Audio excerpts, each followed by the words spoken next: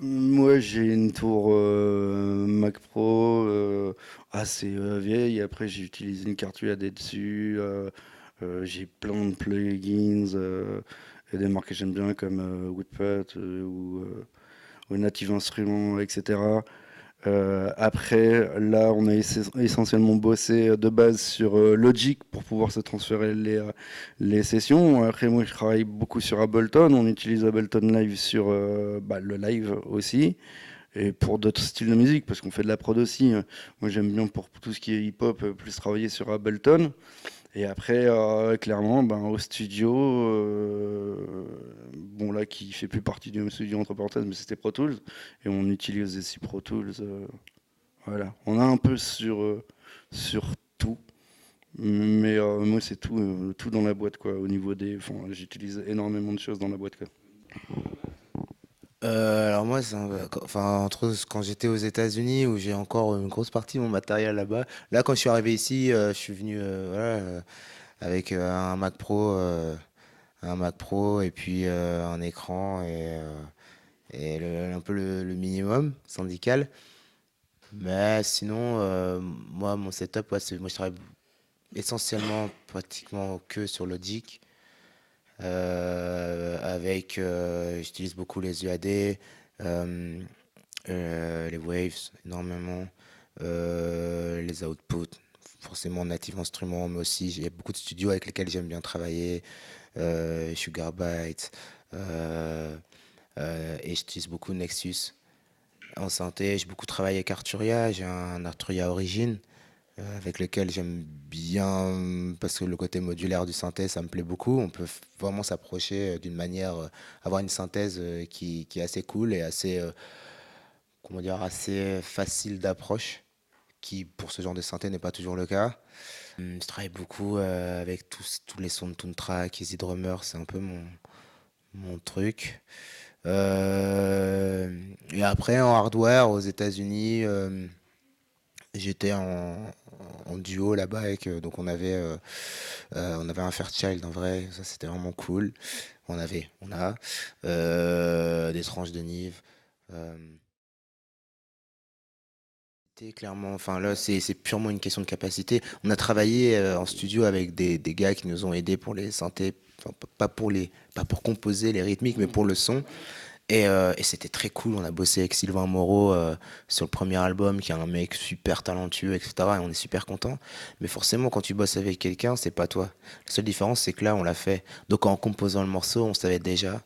Parce que maintenant, on avait la capacité de se dire, ok, moi je suis dingue des synthés, et lui aussi. Moi, la musique électronique, j'écoute que de la techno. Enfin, c'est ma musique, quoi. Et donc là, je savais, même si avant j'aimais ça, j'étais pas capable de dire comment je peux faire pour. Puis au bout d'un moment, tu fais je sais pas, des compromis, quoi, des concessions. Tu fais, bon, bah ouais, bah, on va prendre ça.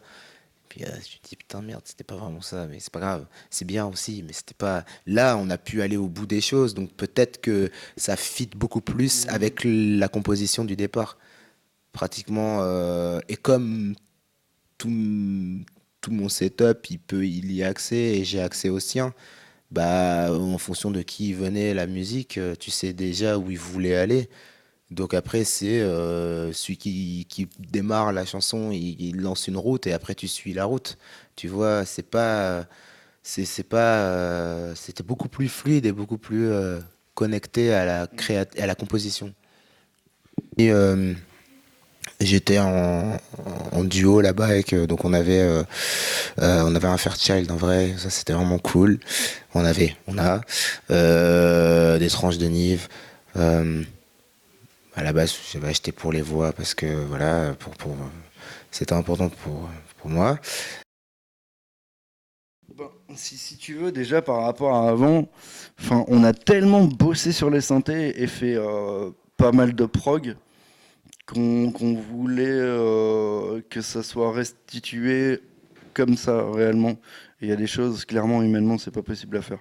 Donc, on travaille avec Ableton pour les séquences. Et là, ça sera pareil. Donc, après, il y a batterie, guitare, basse, chant.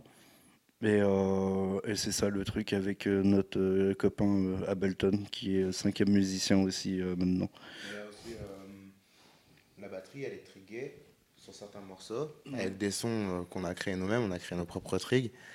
Après, eux, ils ont un setup guitare qui est quand même une sacrée usine à gaz il va t'expliquer la basse guitare parce que vraiment, je pense que il y a, euh, il y a des sons de synthé qu'on entend dans le disque qu'ils arrivent à refaire à la basse ou à la guitare voilà, il y a vraiment tout un travail comme ça et on a la chance d'avoir le mixeur et le coproducteur de l'album qui est aussi le sondier de face. Donc ça change beaucoup de choses. Et après, ouais, le setup de guitare, il est très spécial.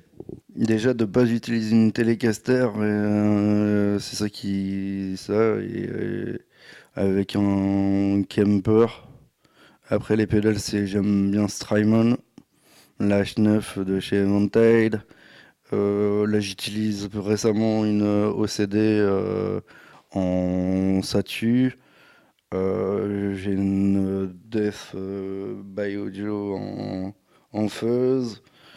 Mais c'est surtout que maintenant je suis passé en 2.0. C'est-à-dire que j'ai un pédalier Boss ES8 et que maintenant, dans Ableton, il m'envoie toutes les infos, donc je change plus. Ça y est, là je suis bien, je suis au top. Ouais, je suis très content. Donc ça c'était le truc de cette résidence-là justement. Et en Ableton et tout, avec nous sur scène, clairement ça te permet de faire pas mal de choses. Et puis bon, au bout d'un moment, même les switches et tout, quand ils fonctionnent plus, t'as plus de son. Donc voilà, c'était le nouveau truc. C'est le nouveau truc pour moi, quoi. Ouais, et puis à la base, pareil.